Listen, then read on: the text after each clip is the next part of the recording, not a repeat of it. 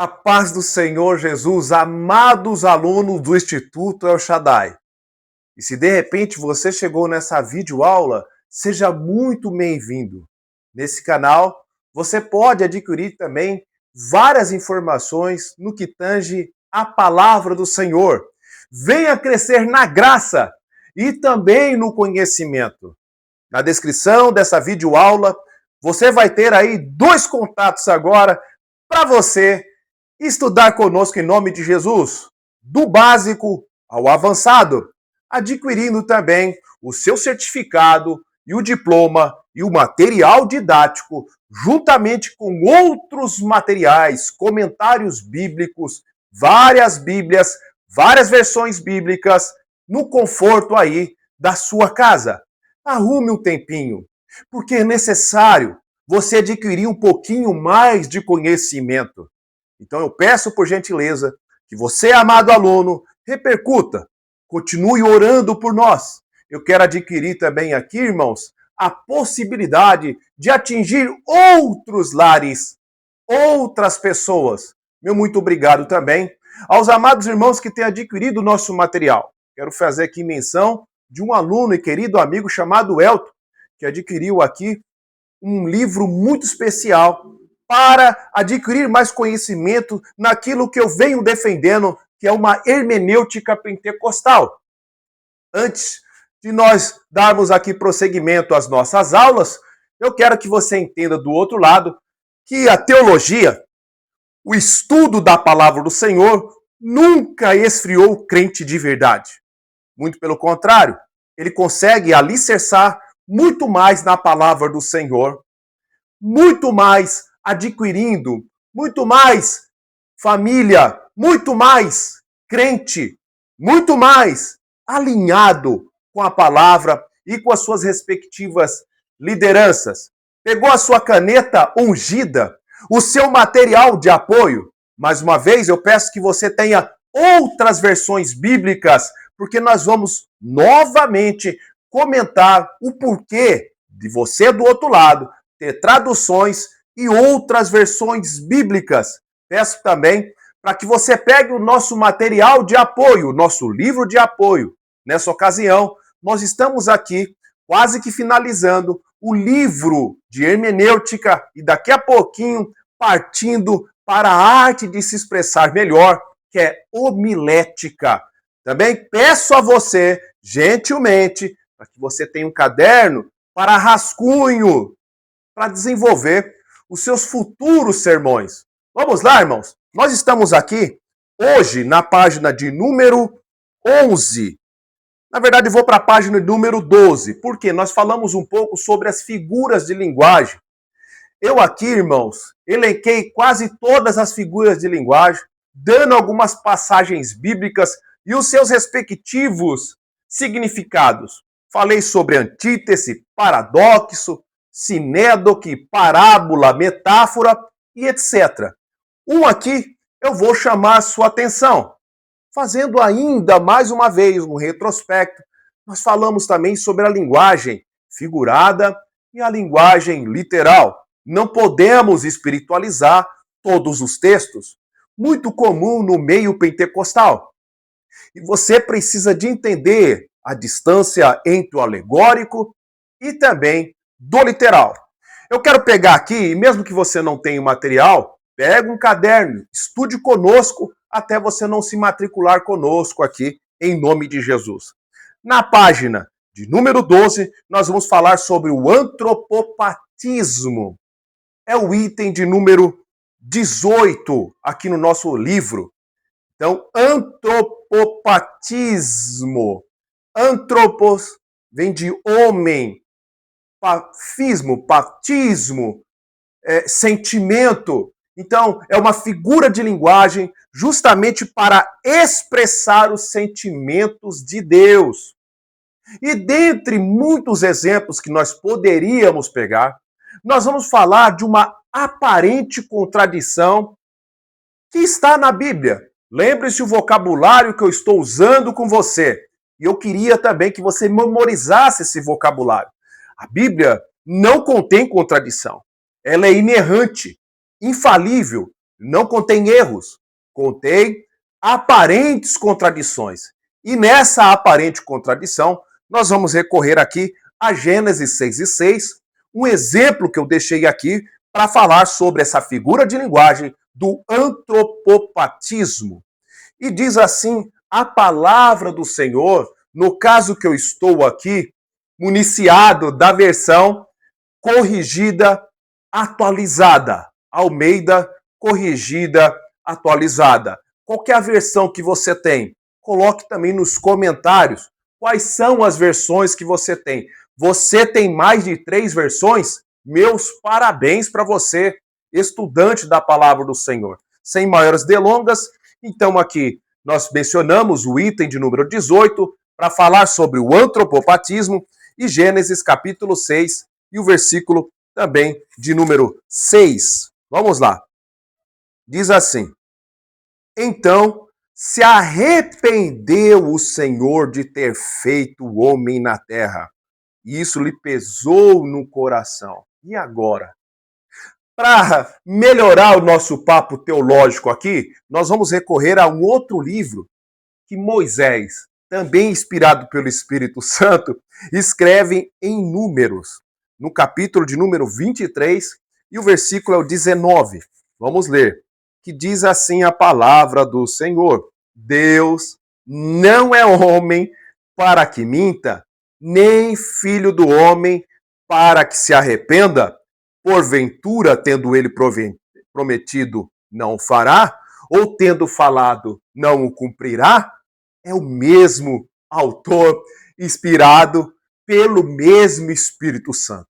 O que nós vamos aqui destrinchar sobre essa aparente contradição? O que nós podemos entender? Então eu quero que você... Já pegou a caneta? Pega uma aguinha também que vai ser necessário para lubrificar aí as suas cordas vocais. Se hidrate, meu querido, em nome de Jesus. Não tem melhor bebida. Descarte a Coca-Cola, eu sei que é gostoso, o suco de caixinha, mas prefira a água para ver a hidratação real aí das suas cordas vocais e também vitamina aí para o seu organismo. Claro que não, irmãos. Deus não se arrepende, porque na sua soberania ele é onisciente e sabe de todas as coisas, presciente, sabe o que vai acontecer. E é óbvio que ele se arrepende. Mas essa palavra está, com exceções de 2 versões, eu queria que você anotasse. A linguagem de hoje, por exemplo, é uma dessas que vai destoar da outras versões. Diz assim, Gênesis, no capítulo de número 6, e o versículo de número 6, na linguagem de hoje. Diz assim a palavra do Senhor em Gênesis 6. Ficou muito triste por haver feito os seres humanos.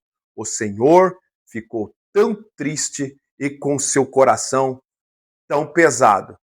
Você já observou, irmãos, que você lendo, recorrendo a uma outra versão, a uma outra tradução, porque no caso nós vamos também mencionar a King James Version, também de 1611, atualizada especificamente, vai falar esse mesmo vocábulo.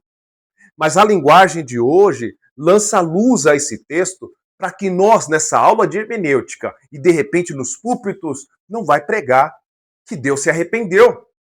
E muito cuidado ao pegar esse texto, porque independente de ser um sermão textual, temático ou expositivo, você vai precisar de gastar um tempo para explicar essa expressão, que Deus se arrepende.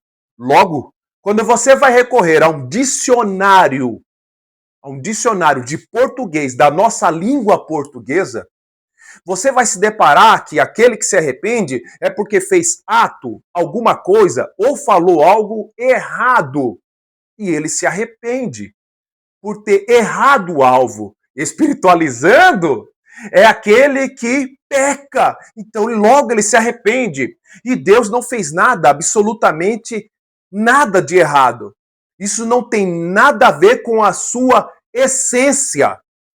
Porém, o tradutor, para tentar explicar o sentimento de Deus mediante aquela situação, aonde os homens estavam se corrompendo cada vez mais, Deus ficou muito triste, pesaroso, chateado. Você pode recorrer também, preste bem atenção, como bom pesquisador que você deve ser, como bom detetive que você deve ser aí do outro lado, querido aluno, é recorrer ao dicionário, ao léxico Strong, ainda respeitado no nosso meio pentecostal, mas também muito até difamado por outros. Eu gosto de recorrer ao bom e velho dicionário Strong, um léxico de excelência. Quando você recorre à referência 5.162, 5.163, 5.164, você vai se deparar com esta palavra, Vainahen, que é justamente tentando expressar essa questão do arrependeu-se. E quando você recorre a esse léxico, você vai perceber que os sinônimos são para suspirar, Vainahen, para também tristeza, Vainahen, e também estar pesaroso. São pelo menos essa, entre outros significados para essa palavra arrependeu-se. Mais uma vez, é uma figura de linguagem. Antropopatismo, tentar expressar o sentimento de Deus. E o nosso Deus, ele é espírito. Ele é espírito. Você precisa de entender isso. Daqui a pouquinho eu vou dar outras bases bíblicas para você, especificamente no Novo Testamento, onde Cristo fala, ó, Deus é espírito. Então, o método do escritor inspirado de expressar o sentimento de Deus foi justamente arrependeu-se. Não tem uma contradição. Existe uma aparente contradição. Deus não se arrepende. Porém, nesse episódio e nessa passagem de Gênesis 6:6, você pode tranquilamente substituir essa palavra arrependeu-se, seguindo pelo menos a tradução King James e uma outra versão, a linguagem de hoje, para se entristeceu-se, se chateou, ficou pesaroso, suspirou, sentiu tristeza. Todos esses vocábulos são suficientes para que nós possamos entender e não confundir a nossa cabeça. Então, Números 23 e 19 está correto, como também Gênesis 6:6. Por isso que é bom você entender que a Bíblia também é rica em figura de linguagem. Nessa ocasião, nós estudamos um pouquinho sobre o antropopatismo. E para que você continue comigo aqui, eu também deixei alguns versículos aqui para que você venha entender em outras passagens bíblicas o significado real do seu original, aonde nós podemos navegar e entender mais esse tal dos originais. Calma, eu sei que eu estou na frente, mas eu ainda tenho mais para ler com você. Calma, você vai anotar, é uma palavra grega. Você sabia disso? Que bom que você sabia disso. Vamos continuar agora na página 15, no terceiro parágrafo.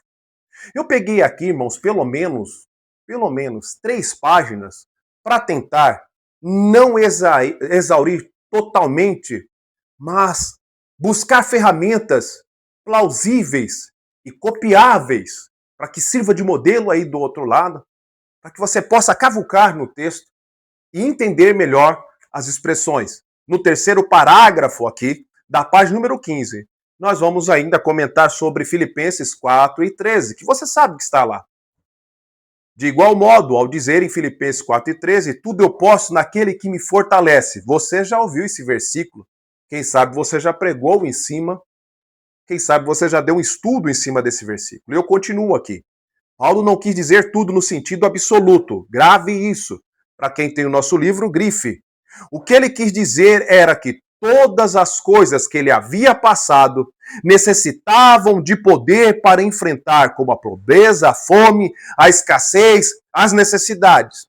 Cristo supria toda esta força que ele precisava. É um pouco antagônico, porque grande parte, irmãos, daquilo que nós já ouvimos nos púlpitos é que você pode tudo, que Deus está te fortalecendo, e pende muito para o lado triunfalista. Claro que nós não podemos deixar a nossa raiz pentecostal, defendo uma hermenêutica pentecostal, mas eu preciso que você entenda que esse texto tem um contexto, e o contexto vai falar daquelas necessidades, das dificuldades que Paulo estava enfrentando, mesmo colocando uma nomenclatura nessa epístola, que se nós poderíamos resumir, o que essa carta fala? Sobre a alegria. Filipenses 4:4. Fique alegre de novo. Mas Paulo estava passando por grandes dificuldades em várias áreas. Abandono, escassez de finanças e etc. E isso eu preciso que você entenda aqui. Filipenses 4:13. Se você pegar somente o versículo em si, sem se preocupar com o contexto imediato, você vai formalizar uma ideia que a Bíblia não quer passar. E eu continuo aqui para que você entenda. Foco da passagem é o próximo parágrafo. Embora muitas traduções modernas, NVI, ARA e King James, traduzam o verso praticamente igual, contudo, tudo posso naquele que me fortalece, eu vou recorrer aqui a uma outra versão. Na NTLH, uma tradução bastante interessante, eu já falei para vocês, apesar de ser uma tradução de equivalência dinâmica, ela tem o seguinte vocabulário. Vamos lá. Olha que interessante na King James. Você também pode abrir a sua Bíblia em Filipenses, no capítulo 4, versículo 13. Olha que interessante. Com a força que Cristo me dá, eu posso enfrentar qualquer situação. É interessante você pegar outra versão e colocar essa força que Deus dá para enfrentar as devidas provas. É Cristo que nos dá essa força. Pregue com essa veemência em cima daquilo que nós estamos tentando passar para você. Muito cuidado, irmãos, para não isolar versículos. Com a força que Cristo lhe dá, aquilo que está no contexto imediato. Cristo que deu força para Paulo chegar até ali. É Cristo que nos dá força para diversidade, contra a diversidade, pelos momentos de dificuldades que nós passamos. É Cristo que nos dá força, que segura nossa mão. Se não fora Cristo, não chegaríamos até aqui. Todos nós temos um tipo de dificuldade. Estamos sofrendo, irmãos. Tanto pode estar sofrendo no âmbito psicológico, psiquiátrico, financeiro, familiar. Mas se não fora a força que Cristo nos dá, aquilo que vem do céu, não estaríamos mais em pé. É isso que Paulo está tentando passar para nós aqui. Tá vendo, irmãos, a importância de você ter outras versões? Eu estou cutucando você aí. Daqui a pouquinho nós vamos recorrer também a alguma palavra original. Para não pegar, irmãos, o versículo e já querer demonstrar o significado precipitado daquele versículo ou daquela palavra. Meu, muito cuidado, irmão. Senão você vai cair, irmão, no erro de que a palavra se renova a cada dia. Você já ouviu isso? Eu espero que você não tenha pregado isso, amado aluno. Pelo amor de Deus! Mas você já deve ter ouvido. Olha, a palavra do Senhor, ela se renova hoje, se renova amanhã. Irmãos, certamente, pegaram esse negócio, porque não é uma mensagem bíblica, certamente de Lamentações, vamos recorrer à Bíblia. Abra sua Bíblia. Está gostando? Me ajude a repercutir, irmão. Me ajude. Peço a sua ajuda, por favor. Lamentações de Jeremias, depois de Jeremias, muito fácil. No capítulo 3, o versículo é o 22 e 23. Lamentações 3, 22 e 23 para anotar. Então pode ser que a grande maioria das pessoas que pregam ou defende a ideia que a palavra se renova veio daqui. Mas você vai ver que não é a palavra que se renova. E por que, que a palavra não se renova? Vem comigo aqui, calma, você vai ler. Ei, calma. Porque ela nunca se tornou velha. Ela sempre se torna atualizada para qualquer momento e para qualquer era. Mas vamos recorrer aqui ao que está em Lamentações, capítulo 3, do versículo 22 e 23. E diz assim a poderosa palavra do Senhor: as misericórdias, esse é o sujeito, do Senhor, são a causa de nós não sermos consumidos, porque as suas misericórdias não têm fim. Renovam-se, versículo 23, renovam-se a cada manhã. Grande é a tua fidelidade. Repita comigo, amado irmão aí do outro lado, irmã. O que se renova, repita, o que se renova são as misericórdias. Acordamos, renovada foi a misericórdia do Senhor. Estamos ouvindo, vendo a aula, as misericórdias do Senhor. Estamos ainda no nosso trabalho, trabalhando, pouca ou muita saúde. As misericórdias se renovaram a nós, mais uma vez, ao acordarmos. É interessantíssimo, então, você entender que eu estou navegando com você, irmãos. Não pegar aquilo que um pregador, mesmo que seja famoso, analise. Veja o que os bereanos fizeram com o doutor, com o teólogo Paulo. Eles foram analisar o que Paulo estava pregando. Claro que você já ouviu essa expressão. Então é as misericórdias do Senhor que se renovam a cada dia. Se nós apelarmos para uma interpretação cada dia diferente, vai virar bagunça. A interpretação é única. E isso eu preciso que você entenda em nome de Jesus. Voltando para aquela questão de Deus não se arrependeu-se, eu fiquei devendo 2 versículos para vocês, que nós vamos recorrer para fechar essa questão e para você entender que Deus, ele é espírito. E aquela figura de linguagem é antropopatismo. É tentar expressar o sentimento de Deus, que é algo dificílimo, sem dúvida nenhuma. Mas nós vamos pegar aqui um texto, irmão, de João. Abra aí, João capítulo 4.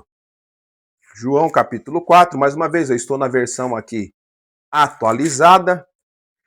Logo depois de Lucas, é a passagem da mulher samaritana.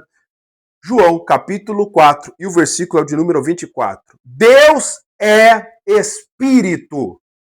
É Jesus falando. Deus é espírito.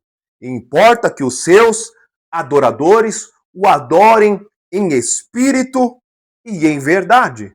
É Cristo dando testemunho e nos explicando que Deus é espírito. Mais uma passagem.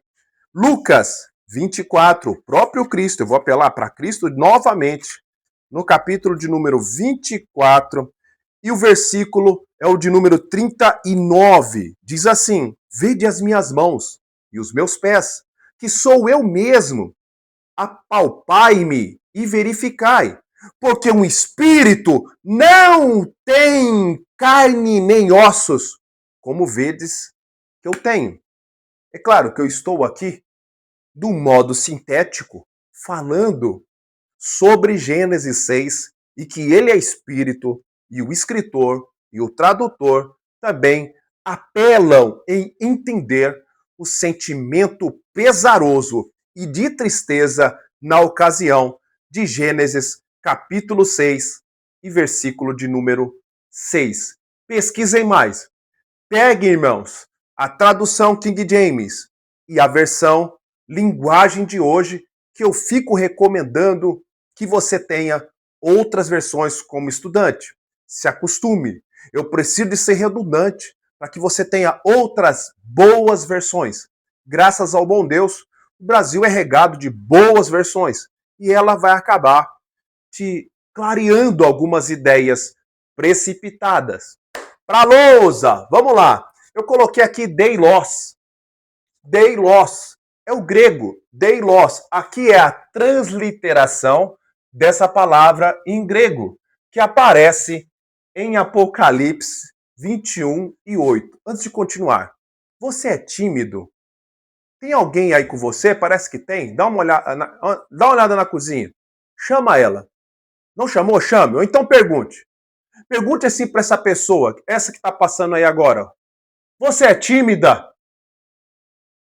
Olha, a Bíblia fala que os tímidos não vão herdar o céu. E agora? Nós estamos estudando hermenêutica. Diz assim a palavra do Senhor, chama ela. Não fica bravo, calma. 21 e o versículo de número 8. Na versão corrigida vai estar: ficarão de fora os tímidos. Já ouviu essa passagem? E ficarão de fora os tímidos. Claro que eu vou apelar para a atualizada. E a revista Almeida Atualizada nos deixa uma ideia muito mais iluminada e fácil de compreender. Quanto, porém, aos covardes, dei-los. Recorrendo, irmãos, aos originais, aqui essa palavrinha original, a ideia que passa não é referente ao temperamento contido de um tímido. Não tem nada a ver com isso. Eu sou uma pessoa tímida. E isso não me condiciona a não herdar o céu. Tem outras pessoas que me assistem que são tímidas. E se você pegar somente uma versão, vai falar, os tímidos vão ficar aqui. Os tímidos não vão herdar o céu. Mas lá está falando dos covardes. Dei-los. Apocalipse, capítulo 21, versículo 8. Na atualizada, covardia. A versão que você está em mãos, eu queria, aqui na boa curiosidade, saber o que está aí escrito. Ainda, 2 Timóteo, vamos lá. Segunda carta que Paulo escreveu a Timóteo, no capítulo de número 1. Timóteo, capítulo de número 1, e o versículo de número 7. Passei um pouquinho, Hebreus, Filemão, 1 e 7. Porque Deus não nos tem dado espírito de covardia. Outras versões, está timidez. Mas a preferência, e claramente quando você apela para o original aqui, o grego koiné, deilos, é covardia. Deus não te deu espírito de covardia, crente. Continua. Versículo 7. Porque Deus não nos deu espírito de covardia, mas de poder, de amor e de moderação. Olha o que Deus já te deu. Ele te empoderou. Ele não te deu espírito de covardia. Não culpe o Espírito Santo por isso. Ele te deu condições para você pregar o evangelho. Vamos sair da caixinha, irmãos. Eu não posso treinar vocês somente para púlpito. A minha intenção, enquanto viver aqui nessa terra, é tentar alinhar o útil ao agradável. Que você melhore no conhecimento, na graça, para que possa repercutir e recrutar novos soldados a esse batalhão. A nossa função é ganhar almas, é fazer o ídolo do Senhor. E por que eu estou falando isso acoplado a essa passagem do deilos, do covarde? Porque existem em nosso meio muitos covardes. Essa ideia, um tanto triste, que você está aí do outro lado me ouvindo e vendo, eu vou aqui apelar o que Jesus disse e advertiu, para que você entenda quem é que vai ficar fora, quem é que não vai herdar o céu. São os covardes. Mas você vai entender melhor. Mateus, no capítulo de número 10, vamos lá para a palavra do Senhor. O versículo é o 32 e o 33 que diz assim: portanto, todo aquele que me confessar diante dos homens, também eu os confessarei diante do meu Pai, que está no céu. Versículo 33, e para que você venha a entender quem é que vai ficar fora. Quem é que não vai herdar o reino? Mas aquele que negar diante dos homens, também eu negarei diante de meu Pai, que estás no céu. Aquele que não confessa, aquele que é covarde, irmãos, negligencia a sua chamada, Cristo vai negar também. Aproveite as oportunidades para falar de Jesus Cristo. Eu sei, irmãos, que algumas pessoas negam mesmo até a oportunidade nos cultos. Não vou falar, não sei falar.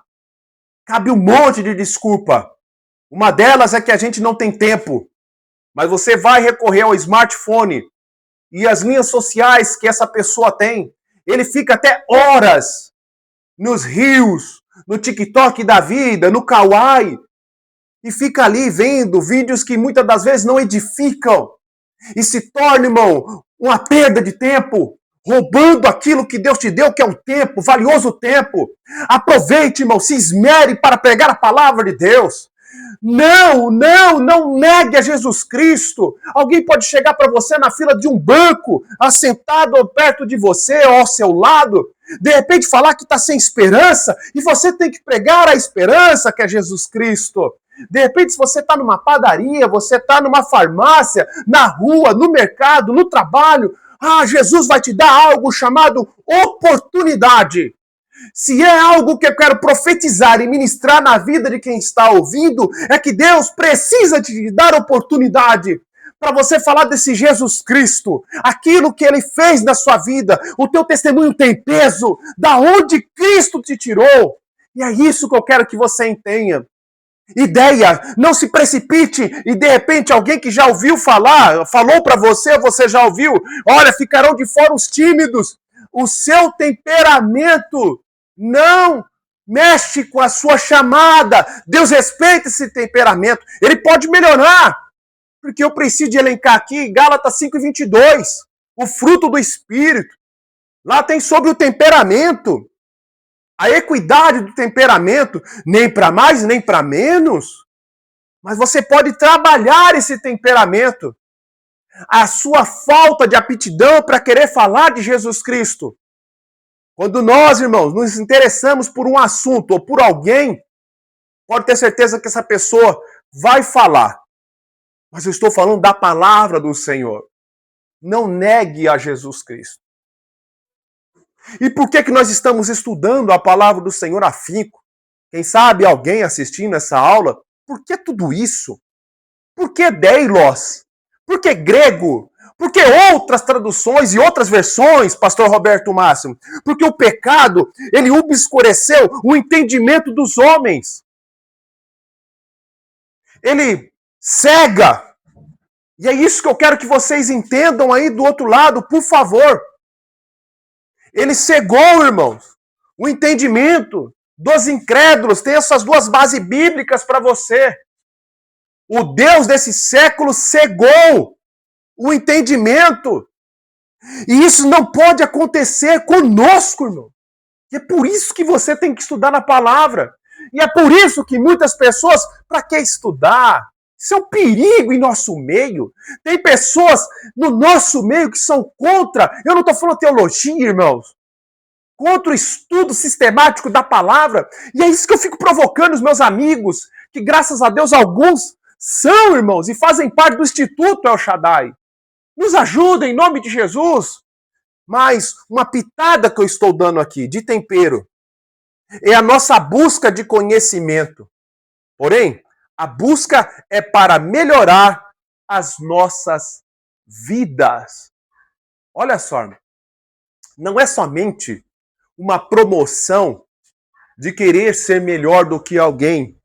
Nunca foi nossa intenção essa daqui. É que você cresça individualmente na graça e no conhecimento, mas não para atropelar alguém que sabe menos do que você. Isso daqui é para sua edificação pessoal. Ao momento que você deixa um tempo reservado, um devocional, para justamente estudar a palavra do Senhor, Deus renova nossas forças. Deus pode fazer milagres em várias áreas. Por que não, irmãos? Em outras áreas que nós não estamos pensando naquele momento. Mas se dedique, se esmere. Deus te chamou, irmãos, para uma grande comissão. Receba essa palavra de ânimo para que você não venha desistir do seu ministério ou da sua chamada. Eu faço uma convocação não somente ao púlpito, ao microfone, mas às nações, às periferias, aos presídios, aos hospitais, aonde nós éramos muito conhecidos e agora não somos mais. Fale do amor de Cristo também usando as suas redes sociais. Faça um vídeo. Divulgue a palavra do Senhor. Em nome de Jesus. Que Deus abençoe os nossos amados alunos. Amém.